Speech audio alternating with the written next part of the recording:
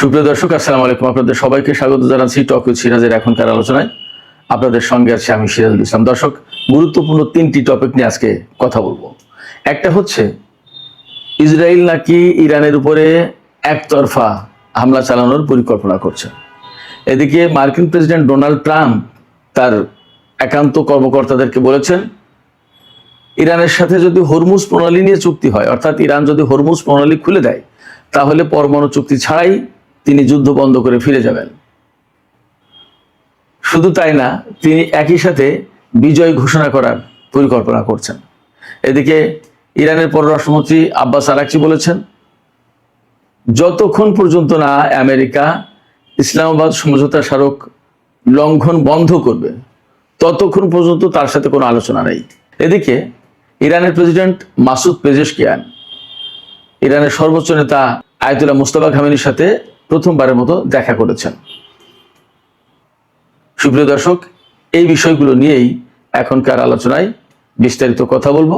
আশা করি আলোচনাটি ভালো লাগবে এবং আপনারা শেষ পর্যন্ত সঙ্গে থাকবেন।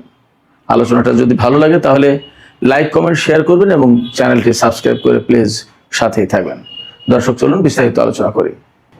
প্রথম যে বিষয়টি আমি উল্লেখ করেছিলাম সেটি হচ্ছে ইসরায়েল নাকি ইরানের উপরে একতরফা হামলা চালানোর চিন্তা করছে। এই আলোচনায় ঢোকার আগে আমি আপনাদেরকে একটু বলে রাখি, সেপ্টেম্বরে কিন্তু ইসরায়েলে নির্বাচন।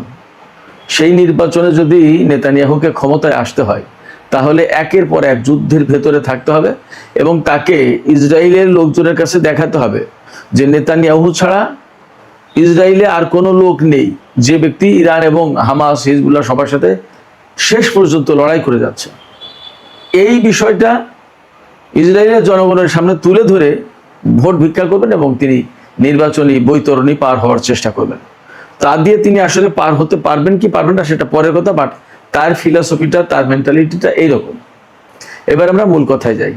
আমি কথা কেন বললাম এই কারণে যে যেখানে আমেরিকা ইরানের সাথে যুদ্ধে পারেনি, মোটামুটিভাবে পরিষ্কার, তো সেখানে নেতানিয়াহু বলছে যে তারা এককভাবে ইরানের উপর হামলা চালাবে, সেই পরিকল্পনা নাকি করছে। এটা কি সম্ভব? ইসরায়েলি গণমাধ্যম বলছে কথাটা।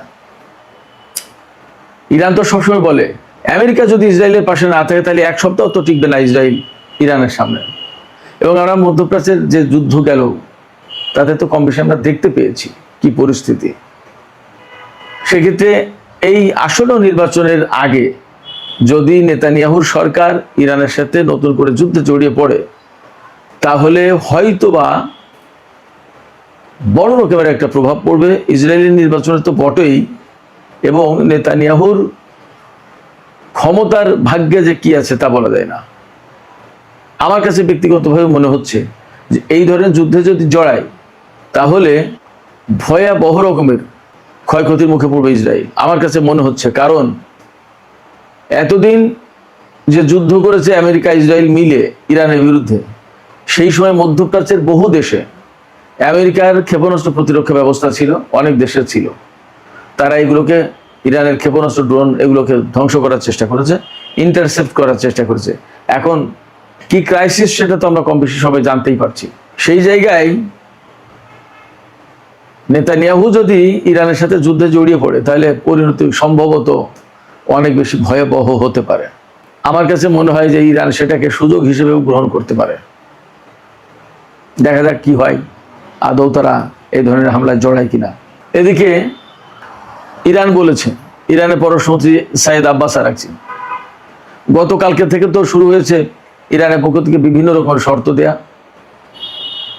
অনেকগুলো শর্ত আমেরিকাকে দেওয়া হয়েছে যে এই শর্তগুলো পূরণ না করা পর্যন্ত হরমুজ প্রণালী খোলা হবে না।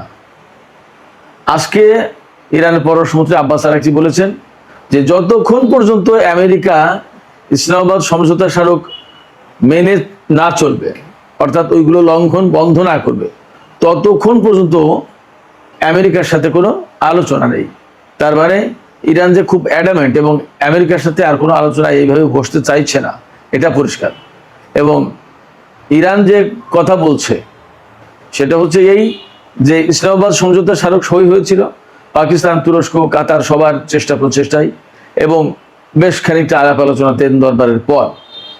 এই আলাপ আলোচনা দিন দরবারের পর যখন আমেরিকা সেই সমঝোতায় সই করলো, ইরান সই করলো, তার অল্প কয়েকদিনের ভেতরেই তারা সেই সমঝোতা লঙ্ঘন করলো, ইরানের উপর হামলা চালালো, আবার সেই নৌ অবরোধ আরোপ করলো, নিষেধাজ্ঞা আরোপ করলো, সম্পদ, বিদেশি সম্পদ ছাড় দিল না, কোনো কিছু করলো না, সমঝোতায় যা যা বলা ছিল তার কিছুই করলো না।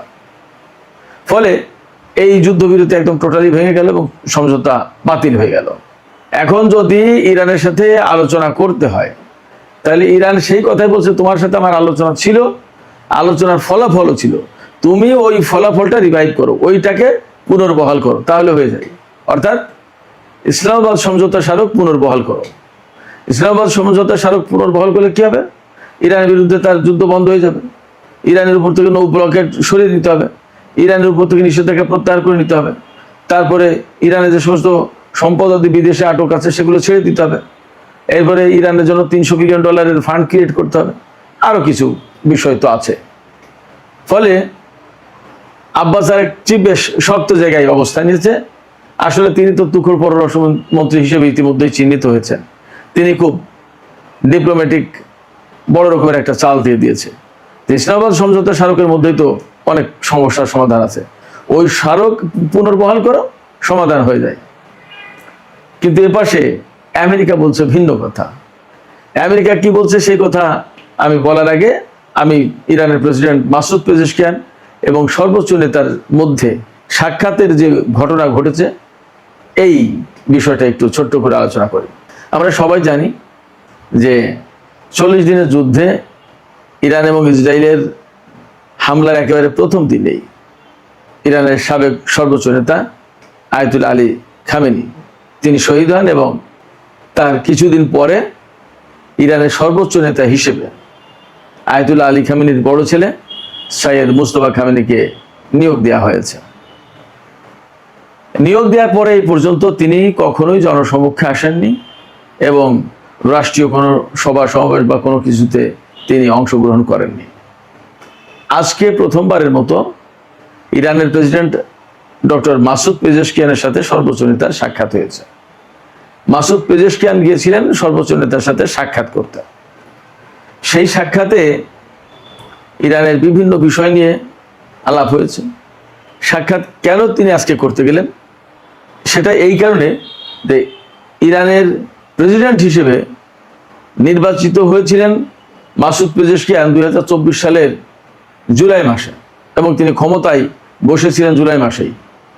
জুলাই মাস পার হলো, 2 বছর চলে গেল, তৃতীয় বছরে তার ক্ষমতার মেয়াদ শুরু হলো। সেই জায়গা থেকে অর্থাৎ তৃতীয় বছরে পা দিল, দ্বিতীয় বর্ষপূর্তি কমপ্লিট হয়ে গেল। এই উপলক্ষে তিনি সর্বোচ্চ নেতার সাথে আলাপ করেছেন, কথা বলেছেন। এবং এখানে একটা বিষয় তো আছেই যে একজন প্রেসিডেন্ট রাষ্ট্রের গুরুত্বপূর্ণ দায়িত্ব পালন করছেন, প্রধান নির্বাহী কর্মকর্তা হিসেবে তিনি দায়িত্ব পালন করছেন, দেশের সর্বোচ্চ নেতা রয়েছেন, ক্ষমতার মেয়াদের একটা বর্ষপূর্তি হলো, সর্বোচ্চ নেতার সাথে শুভেচ্ছা বিনিময়, নানা বিষয় আলাপ পরামর্শ ইত্যাদি ইত্যাদি তো থাকেই, সেইগুলোই হয়েছে। দেশের উন্নয়ন নিয়ে কথা বলেছেন, সংকট সমস্যা নিয়ে কথা বলেছেন, অর্থনৈতিক উন্নতি অগ্রগতি বিভিন্ন পরিকল্পনা এই সমস্ত নিয়ে কথা বলেছেন, মুদ্রার মান কিভাবে ধরে রাখা যায়, জনজীবনের সুখ শান্তি স্বাভাবিক অবস্থা কিভাবে ফিরে আনা যায়, এরপরে মূল্যস্ফীতি মুদ্রাস্ফীতি এগুলো কিভাবে কন্ট্রোল করা যায়, কমানো যায়, নানান বিষয়ে কথা বলেছেন। শুধু তাই নয়, বর্তমান যে যুদ্ধ পরিস্থিতি নিয়েও সর্বোচ্চ নেতা প্রেসিডেন্টের সাথে আলাপ করেছেন। অনেক ব্যাপারে কথা হয়েছে। বেসিক্যালি এই বৈঠকটা খুবই গুরুত্বপূর্ণ একটা বৈঠক ছিল, কথা বলতেই হবে। আর সেই গুরুত্বপূর্ণ বৈঠক হওয়ার কারণে ইরানের গণমাধ্যমে এই বৈঠকটাকে যথেষ্ট গুরুত্ব দিয়ে ছাপানো হয়েছে, ফলো করে প্রচার করা হচ্ছে।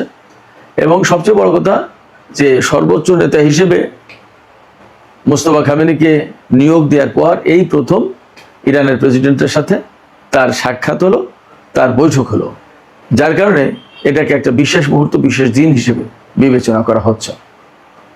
তিনি হয়তো প্রেসিডেন্ট মাসুদ পেজেশকিয়ানকে যুদ্ধ, মিডল ইস্টের বর্তমান পরিস্থিতি, দেশের বর্তমান পরিস্থিতি সবকিছু নিয়ে রিজনীয় পরামর্শ, গাইডলাইন এ সমস্ত সবই দিয়েছেন। মাসুদ পেজেশকিয়ান পরে বলেছেন যে ইরানের IRGC, তারপরে বাসিজ এবং পুলিশ এরা যে যুদ্ধ করেছে এরাই তো আমেরিকা এবং ইসরায়েলকে তাক লাগিয়ে দিয়েছে, বিস্মিত করে দিয়েছে যে যুদ্ধ তারা করেছে। অর্থাৎ তিনি বলতে চেয়েছেন আমেরিকা এবং ইসরায়েলের বিরুদ্ধে ইরান যে যুদ্ধ করেছে সেই যুদ্ধে শত্রুরা বিস্মিত হয়েছে, অবাক হয়ে গেছে। আসলেও তো তাই, যে দুইটা শক্তি তাদের বিরুদ্ধে একা ইরান, এবং তার হাতে কোনো বিমান শক্তি নেই বলে বলা হচ্ছিল, অনেক কিছুতেই দুর্বল। অনেকেই বলছিলেন যে এটা একটা অ্যাসিমেট্রিক যুদ্ধ, তার মানে অশুভ যুদ্ধ। সেই অশুভ যুদ্ধ কিভাবে সুষম করে দিল, অর্থাৎ ইরানের পক্ষে নিয়ে নিল সেই যুদ্ধ, আশ্চর্য ব্যাপার। যাই হোক, এইরকম অবস্থার ভেতরে মার্কিন প্রেসিডেন্ট ডোনাল্ড ট্রাম্প তিনি বলেছেন পরমাণু চুক্তির দরকার নেই, ইরান যদি হরমুজ প্রণালী খুলে দেয় তাহলেই আমেরিকা এই যুদ্ধ বাদ দিয়ে ফিরে যাবে। এবং মার্কিন প্রেসিডেন্ট ডোনাল্ড ট্রাম্প একতরফাভাবে ইরানের বিরুদ্ধে বিজয় ঘোষণার প্ল্যান করছেন। তিনি বলছেন তার খুব একান্ত সহকারী বা সহযোগী যারা কর্মকর্তা তাদের সাথে তিনি, তাদের হয়তো কয়েকজনের সাথে তিনি কথাটা বলেছেন। তিনি বলেছেন যে আমরা ইরানের বিরুদ্ধে সামরিক দিক দিয়ে যে সমস্ত লক্ষ্য অর্জন করতে চেয়েছিলাম তার সব হয়ে গেছে, এখন আর সামরিক অভিযান না চালালেও চলবে, আমরা এখানে একটা বিজয় ঘোষণা করব, বিজয় ঘোষণা করে আমরা চলে যাব, এখানে আমাদের আর পরমাণু চুক্তির দরকার নেই। অর্থাৎ তারা সবচেয়ে বড় করে যে বিষয়টি দেখছিল যে পরমাণু চুক্তি, পরমাণু সংকট নিয়ে ইরানের সাথে তার এত বেশি টানাপোড়েন, এত যুদ্ধ বিগ্রহ, এত কিছু, সেই পরমাণু চুক্তি আর তার লাগবে না, এখন বাবা হরমুজ প্রণালী খুলে দাও। অনেকটা পরিস্থিতি এরকম যে ছেড়ে দেওয়া কে দেওয়াছি অবস্থা। এটা হচ্ছে মার্কিন ওয়াল স্ট্রিট জার্নালের খবর। ডোনাল্ড ট্রাম্প একতরফা বিজয় ঘোষণা করবেন এবং পরমাণু চুক্তি ছাড়াই শুধু হরমুজ প্রণালী খুলে দিলেই তার আশা পূরণ হয়ে যায়, তিনি চলে যান, আর এই যুদ্ধ করবেন, এরকম একটা ব্যাপার। সবকিছু মিলে দেখা যাচ্ছে যে আমেরিকা আসলে বেশ একটা ক্রিটিক্যাল টাইমের ভেতরে আছে এবং মনে হচ্ছে তারা খুব শিগগিরই যুদ্ধ শেষ করে দিতে পারে। আবার এমনও হতে পারে যে এইগুলো বলে বলে বলে বলে ইরানকে একটা বিভ্রান্ত করে, অর্থাৎ ইরানকে বোঝাতে সক্ষম হলো যে আমেরিকা যুদ্ধ করছে না, ইরানও তাদের যুদ্ধ প্রস্তুতি আপাতত ডাউন করলো। এর ভিতরে হঠাৎ করে আমেরিকা ইরানের উপর বড় করে হামলা চালিয়ে বসতে পারে। অতএব ইরানকে যথেষ্ট সতর্ক থাকতে হবে এ ব্যাপারে। তো সুপ্রিয় দর্শক, এখনকার আলোচনা আমি এখানে শেষ করতে চাইছি। আলোচনা শেষের আগে আপনাদের কাছে প্রশ্ন করি, ডোনাল্ড ট্রাম্প যে বলছেন যে তিনি হরমুজ প্রণালী খুলে দিলেই পরমাণু চুক্তি ছাড়াই চলে যাবেন, এটা কি আসলে তার মনের কথা নাকি কৌশল? একই সাথে আপনাদেরকে আর একটা প্রশ্ন করি, ইসরায়েল যে একতরফাভাবে ইরানের বিরুদ্ধে হামলা চালাতে চায়, সেই সক্ষমতা আছে কিনা ইসরায়েলের? এবং হামলা যদি ইসরায়েল একতরফাভাবে এককভাবে ইরানের উপর চালায় তাহলে তার পরিণতি কি হতে পারে? সুপ্রিয় দর্শক, আপনাদের মতামত জানিয়ে কমেন্টে লিখুন, আর ভিডিও ভালো লাগলে লাইক কমেন্ট শেয়ার করবেন এবং চ্যানেলটি সাবস্ক্রাইব করে সাথেই থাকবেন। দর্শক, আপনাদের সবাইকে অনেক অনেক ধন্যবাদ জানিয়ে এখনকার আলোচনা এখানে শেষ করছি। আপনারা সবাই অনেক ভালো থাকুন। আল্লাহ হাফেজ।